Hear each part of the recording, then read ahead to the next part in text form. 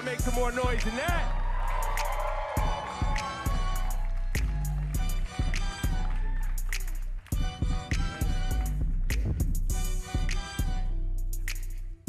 Good morning. How you doing?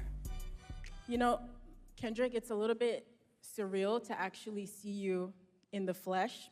What should people expect to see and understand about Sunday's performance? Storytelling. I think I've always been very open about storytelling through all my catalog and my history of music. And I've always had a passion about bringing that on whatever stage I'm on, you know, whether it's a war tour or whether it's 500 people at Key Club. I've always had a form of that. So I like to be on that sense of, you know, make people listen, but also see and think a little. This guy, you know, this guy he doesn't sit down and do this too often, so this is a very special conversation, and we appreciate you, bro. I really do. And shout to SZA, too, because you guys are making history right now. Hell yeah. And did you ever think we'd be at the Super Bowl with this? I wasn't thinking about no Super Bowl. You never thought about the Super Bowl I with wasn't this? thinking about no Super Bowl for sure. We was thinking about the best verse and how we gonna split this $5 at Church's Chicken or something like that. It wasn't no Super Bowl. Going to the studio and getting a meal. But I think, well, what I know is the passion I have now is still the passion I had then. And I think that carried on to the Super Bowl. So it was all about being present.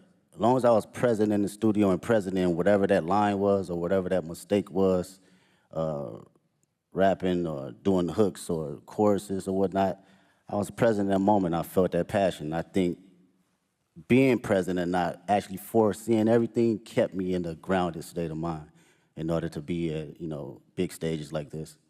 I think we felt that presence and that focus in your work for me, I love being present. I love being present, man. It's my favorite. It's very hard for me to live in the past.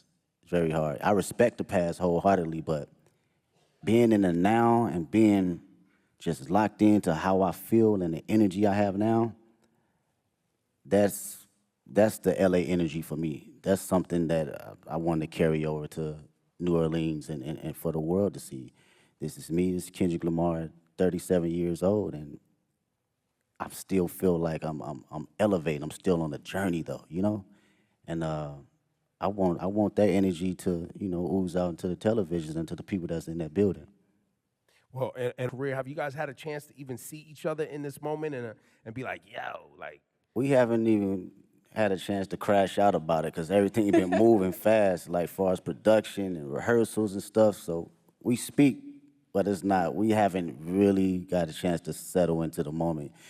For me personally, watching her, you know, her career and where she's come from, it's amazing to see. I get to finally see how certain individuals see me come up in the process, because I seen her day one coming in the studio and writing songs, throwing away songs, writing another song, throwing away songs, and songs is hard.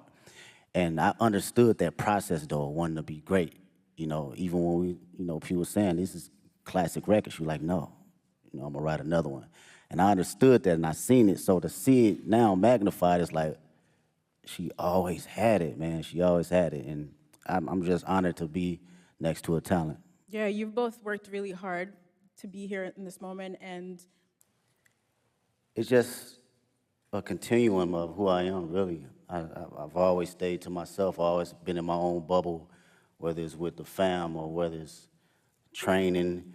How I process it all is just, I continue to do what I was doing 10 years ago, and that's like, be better in myself, better in the craft, and not look at it as bright lights, you know? And it may sound cliche, but it always worked for me, even when I was younger, you know, playing sports or being in the forefront of presentations and stuff like that. It was like, I gotta look at myself in the mirror rather than looking at it as a crowd or, you know, fame and attention. for you to come back and be the first solo hip-hop artist to headline, how does it feel being the artist to hit that milestone? And, you know, just your thoughts on what that means about hip hop's progression and impact over the years. But that shit, it made me think about like the grind of it. You know what I mean? A lot of people don't see like the story before the glory, man. And that shit is like shuffling out your mixtapes and, you know, going to neighborhoods and parties and performing there, hole in the wall spots. It reminds me of the essence and the core response of rap and hip hop and how far it can go. So for me, that should mean everything because it puts the culture on the forefront where it needs to be and not minimized to just a catchy song or verse. This is a true art form. So to represent it on this type of stage is like everything that I've worked for and everything that I believe in as far as the culture. Like I live and die by it. This shit done changed my whole family life, so I don't take it for granted at all as far as an art form, you know?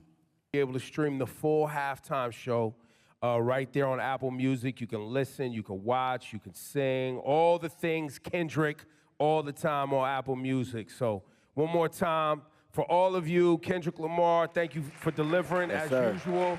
The show on Sunday is gonna be special and amazing, I'm positive. Thank you all so much.